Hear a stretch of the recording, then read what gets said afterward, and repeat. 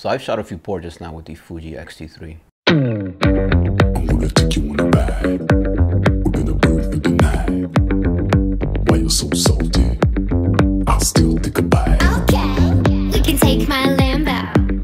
I'll put on a tight show. You sure you can handle? We be faster than Django. I'm gonna take you on a ride. We're gonna burn through the night. Why you're so salty? I'll still take a bite. We can take my Lambo. I'll put on a tight show. You sure you can handle? We be faster than Django. Can't stop, won't stop. I can't stop, won't stop. I can't stop, won't stop. Can't stop. Can't stop, won't stop. Can't stop, won't stop. Can't stop, won't stop. Can't stop.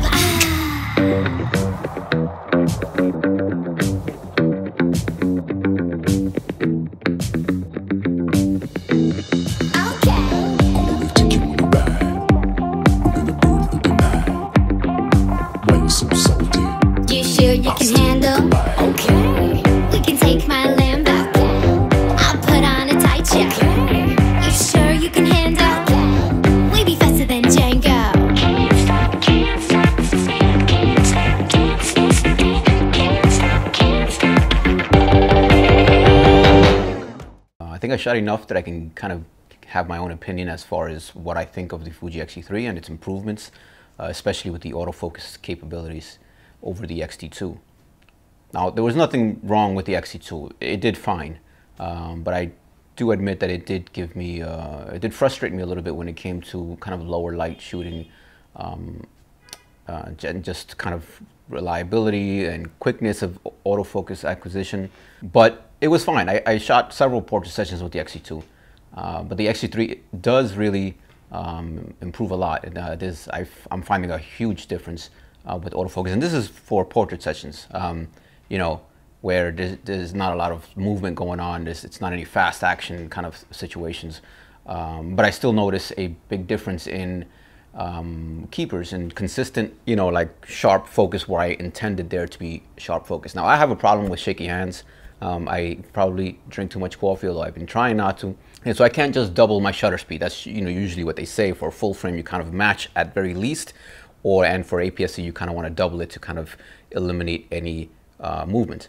But I usually need to triple, if not quadruple it, to get a reliable kind of number when it comes to pictures being in focus or sharp, you know, due to movement. That's one of the things that I will have to say is I really wish they would have put some in-body image stabilization on the XT3. I know it's going to be, that's an XH1 thing and maybe XH2, but it really, I wish it would have been like the perfect camera, almost, but the perfect camera, in my opinion, if it just had that in-camera stabilization. I know it's not a deal breaker, but would have been really nice. For me, at least for people like me who just have shaky hands. But anyways, back to the camera's autofocusing. One is the face detection is much better over the XT2, and it now has eye detection that actually works, that you can actually use. I know the XT2 had eye autofocus, but it really didn't work. I did not use it. I tried it, you know, but it was not at all usable, and especially for paid situations. I would definitely never rely on that on the XT2. On the XT3, I'm using it. I'm absolutely using it.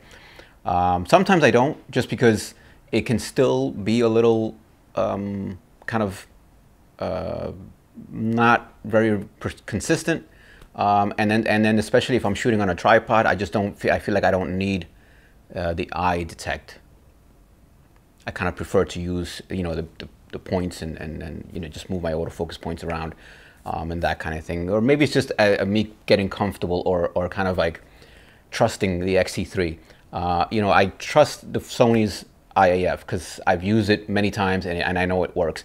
The Fuji's, I'm still tweaking it, but it like I said, I think it's more me that just kind of like, I'm still, you know, stuck in that XT2 world where, yeah, no, it doesn't really work at all reliably. But the XT3, like I said, I don't know. I know it sounds conflicting because on one hand I'm saying like I don't trust it, but on the other hand I'm saying it works great. And so that's why I'm saying I think it's just me. I'm still getting used to trusting it. It's just like it's full autofocus in video. I just shot a music video yesterday with the XT3, and I can't help but not trust the autofocus. And I look at my footage, and it's just as good as a Sony. Occasionally it misses, you know, it just kind of loses track, but then it'll always find itself. I'm not going to say it's as good. I don't think it's as good as Canon's dual pixel autofocus. It just isn't. I'm not going to sit here and, you know, pretend just to be like, you know, Team Fuji, yeah, we're good. You know, no, it's not. It's just not that good yet. Is it good enough to use on a paid shoot? Yes, I just did it yesterday, and I took a chance, and I normally wouldn't do that. Not until I've thoroughly, you know, tested and know how good it is, so that I can determine how much I can trust it out on the field, right? But I did it anyways, and I was glad I did. It worked out very well. I will have to say now, when it comes to video or stills, what I don't like so far is if you're doing a portrait of one person, all right, that's fine. That's most portrait sessions, I guess, are like that, right? Or at least the ones that I do. But if you're using the eye detect or face detect in a social situation, an event or something like that, basically the camera is going to decide who it thinks it should be focusing on in terms of face detect and eye detect. And then occasionally it'll just change its mind that it just wants to, but you can't control that. There's no way to control that. On the Sony, you can actually toggle with the joystick and switch faces, and it'll stick on that face for the most part, once you tell it to.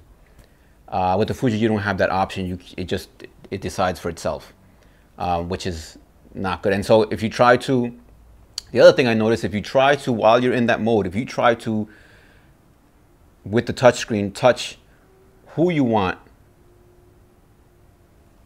the camera does a weird thing where all the function buttons just freeze, they just lock up. None of the buttons work. And you have to go into the menu and then back into your live view, and then it'll clear out that weird state of just being frozen. I've know somebody else who says they've experienced this. So it isn't just my camera. There's at least 2 cameras out in the world that does it. Does your I don't know if you have an XT3, does that happen to you?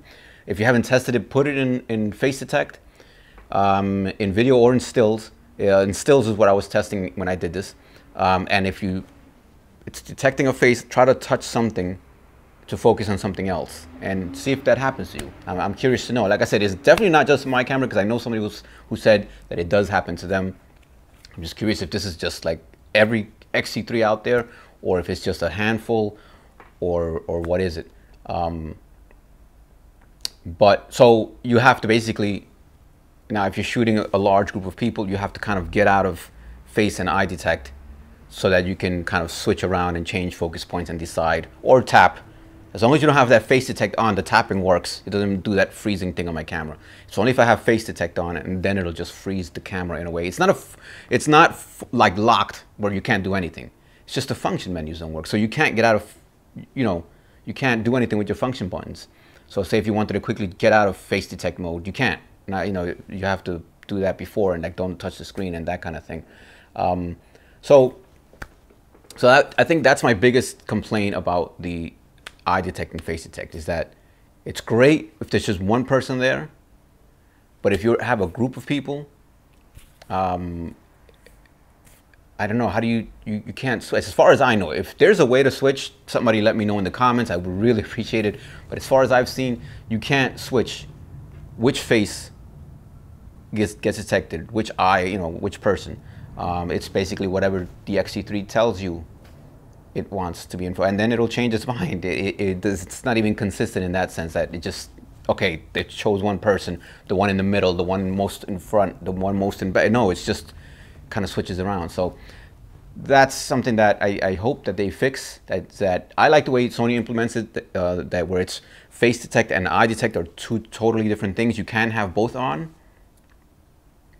But with Fuji, and then correct me if I'm wrong here, it's face detect without eye, but if you have any sort of eye detect, face detect is always on. And if I'm wrong about that, again, somebody let me know, and maybe there's a setting I haven't seen. But as far as I can see, it's just, like I said, it's face detect without eye detect, or eye detect, you can check, you know, do the auto or left or right eye, but face detect will always be on.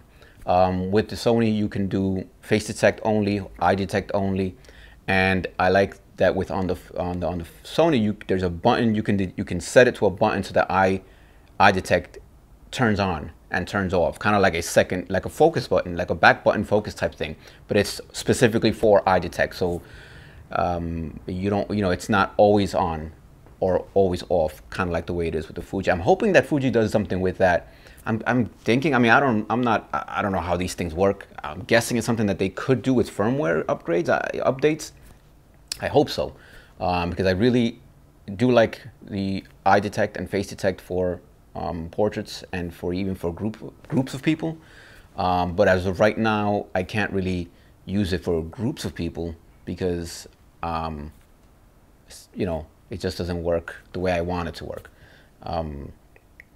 And even for single, like I said, a single person in a portrait mode, I would like to be able to toggle it on and off a lot easier than hitting a button, eye off or face off, and then hitting the button again, putting it back. It'd just be nice if it was like I said with the Sony, it's just you hit the button and it activates and it starts detecting the eye or the face or whatever.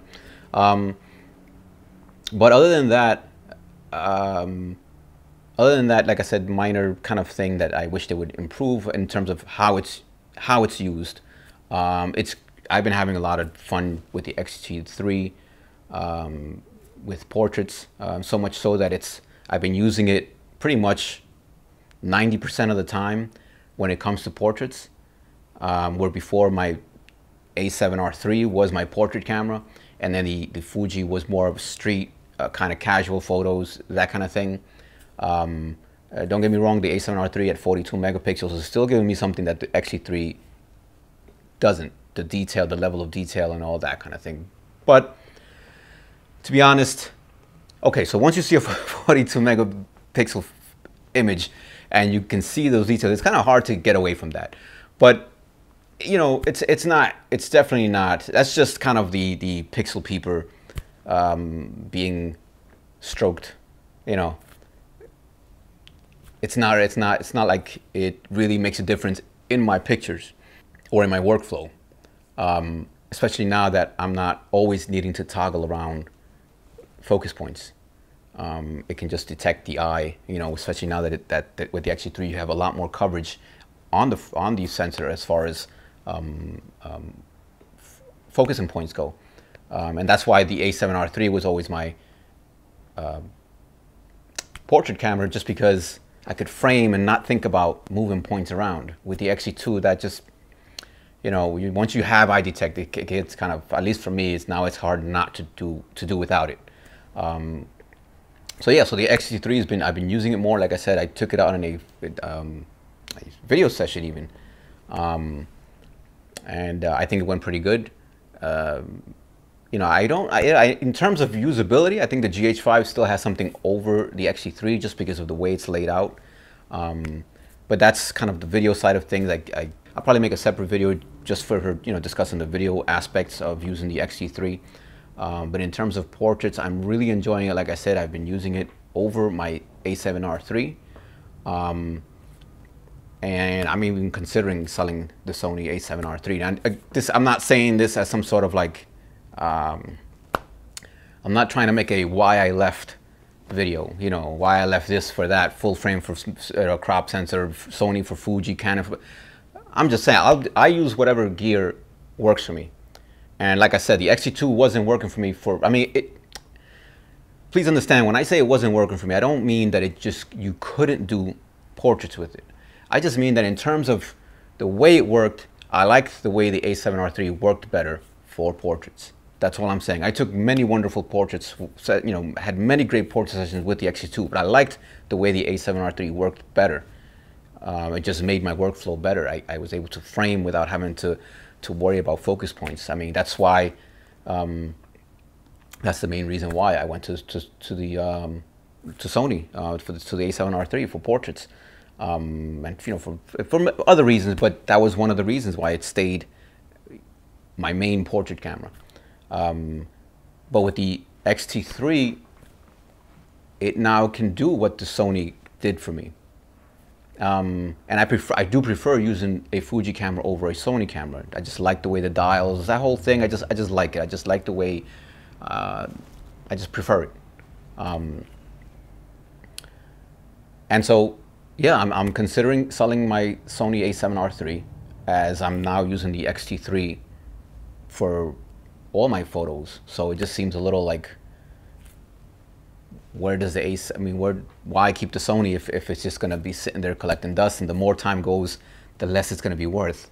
Unfortunately, you know, with Sony and Fuji, these cameras just come out every 2 years, and then the one you had that you once bought for 3,000 is now, you know, you're struggling to sell it for 1,200 or whatever. You know what I'm saying? So I feel like if I'm going to make a decision to sell it, I should sell it soon while I can still get a decent amount of money for it. And then just kind of make my Fuji XT3 my full dedicated stills camera. I'm mostly doing portrait sessions and just regular street photography and my own vacation, family trips, that kind of stuff. But in terms of video, I don't know that the XT, you know, I think I don't know. I'm still struggling with that. I'm still debating if it can do video for me the way I want it to do. But for stills, I think it's really, I've been holding off on kind of further investing in glass, you know, that's kind of for my portraits that I want to get for the Fuji. But the more I shoot it, the more I am certain that while the A7R3 is still a fantastic camera, I just prefer the XT3 over the A7R3 for in terms of using it, just the way it's laid out and all that. Yes, the A7R3 is a full frame sensor, has 42 megapixels, has a little bit better dynamic range, you know, it's better in low light and all those things. I get that. I'm not going to debate that. I'm not going to sit here and pretend that the Fuji is just as good in low light, or it's not. It's just sensor size. It's a fact. But that doesn't mean anything to me right now, because the Fuji is doing what I need it to do. I don't shoot constantly in low light or anything like that, where, yeah, okay, you need that full frame because every little bit counts, you know, and that kind of thing. I'm not doing that. Most of my sessions are lit. The street photography that I do, if it is in low light or nighttime, the grain doesn't bother me. It's street photography. No, you know, in that sense, it doesn't bother me. If I was shooting the paid, maybe concerts and that kind of thing, maybe I could argue with myself that I need to keep a full frame camera of some sort. So I think I've gone in many different directions with this video, so I'm gonna just try to bring it back to what it was supposed to be about. Portrait sessions with the XT3. Huge improvement in my opinion over the XT2. Like I said, the XT2 was not a bad camera. I've got many great portrait sessions out of it. But the XT3, with its now much improved, usable face detect and eye detect, to me has now changed what is my primary portrait camera, which was the A7R3. I've now been sticking with the XT3 for the last 4 sessions that I've had. I've got 2 more coming up, which I'm not even bringing the A7R3 because I think I'm going to put it for sale. Like I said, nothing wrong with the A7R3. It's a fantastic camera. It has its own things over the XT3, but I just like the Fuji experience a lot better. The improved autofocus, you know, the ergonomics and all that, the XT3 is pretty much the same as the XT2. There's nothing really changed. Yes, the dials are slightly different, but it's all pretty much the same camera in terms of ergonomics.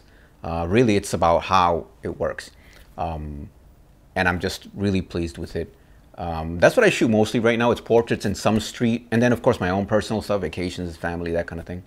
But I'm only talking about it from my experience as a portrait, for portraits, for the type of portraits that I'm showing, you know, examples of. You know, depending on what you do, this may not be the ideal camera. I don't know. That's for you to decide, you know, test out for yourself, and I can't tell you that it's good enough or not good enough for sports or this or that or whatever. But I'm just speaking from my experience with portrait sessions, the way I like to work, the type of portraits I do, and that's all this is covering. This is not meant to be any kind of defining review of what this camera can or can't do. I'm just sharing my experience with it. I've been very pleased. I would recommend it to anybody for portrait sessions. I've also been using Capture One now. That's a whole different thing, but I finally did it, and it's been really good, especially with portraits, skin tones, and all that. But anyways, let's not get sidetracked again. That's it for this video. I will show a few more examples, image examples, if you guys want to check that out. I was gonna make these 2 portrait sessions into their own video, like kind of, but I just figured I'd combine them, and you know, unless people prefer to see just one extended video per session, if you guys like to watch that kind of thing, I don't know. Some feedback in that sense would be nice. You know, for any future portrait sessions that I do, if you guys want me to kind of make each video kind of vlog style for those portrait sessions, or would you rather me cluster them into a group? I don't know. I'm trying to figure out, you know, different ideas and direction to take this channel in terms of how I present my content.